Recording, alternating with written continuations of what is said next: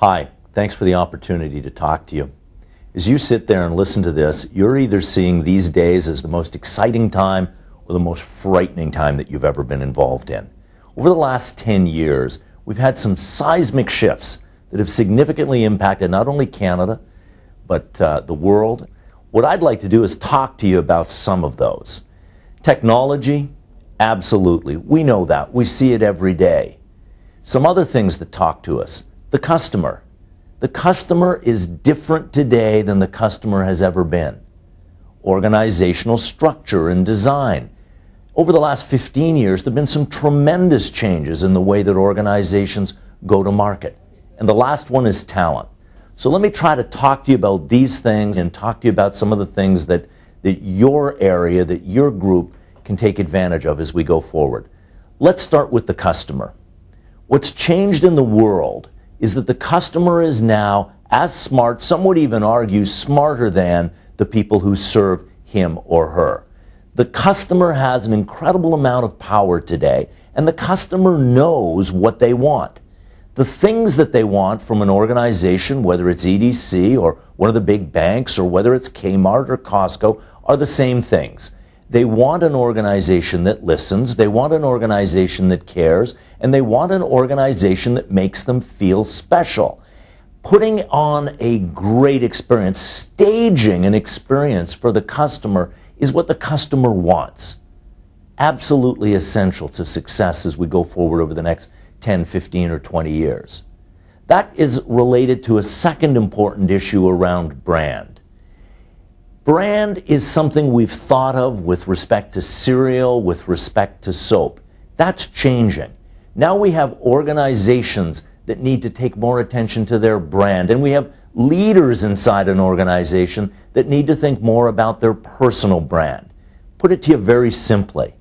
If you do not define your brand, if you do not define what you stand for, the market will do it for you, and you may not like what the market gives you.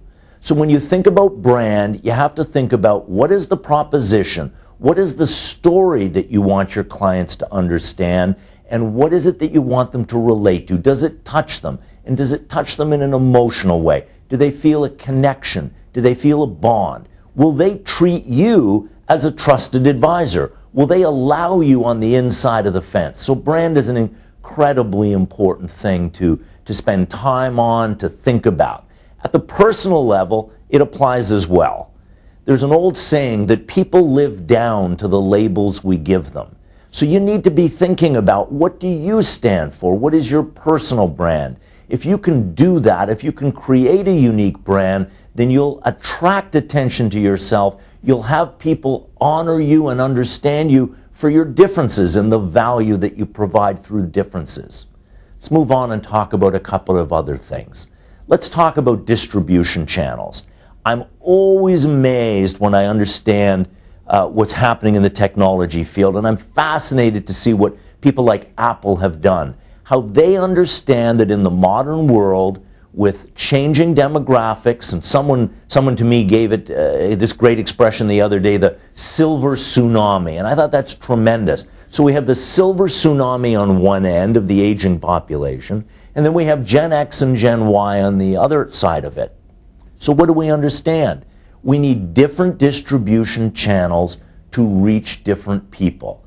Figuring that out, understanding that all things don't need to be the same, that it is in fact the right thing to do to go to market in different ways, provided that you understand the market that you're going to serve. Let me finish off by talking about the last thing, talent. We're very fortunate in this country. We're very rich in natural resources, and that's been one of the distinguishing characteristics of Canada since 1867. The difference today is that we have a talent shortage. When you talk to the great educators, when you talk to the great academics, they'll all tell you the scarcest resource over the next 20 to 25 years is going to be talent.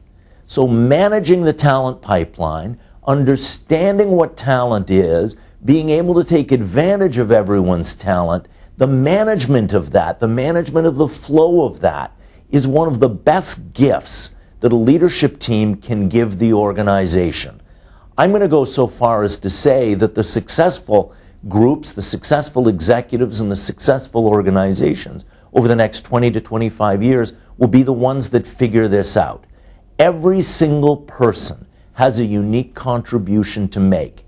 I'd argue that it's the responsibility of the leadership team to identify that special talent, to create the conditions within which that talent can come out, and it's also the responsibility of the individual to be able to take the most of themselves, to realize their full potential. So I think there are a number of things that you need to keep top of mind. You need to absolutely begin with the customer. You need to think about distribution channels. You need to think about how all of that gets packaged into a brand.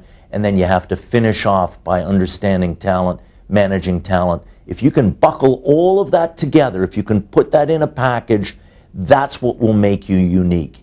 And unique is good. Thanks for the chance to talk to you.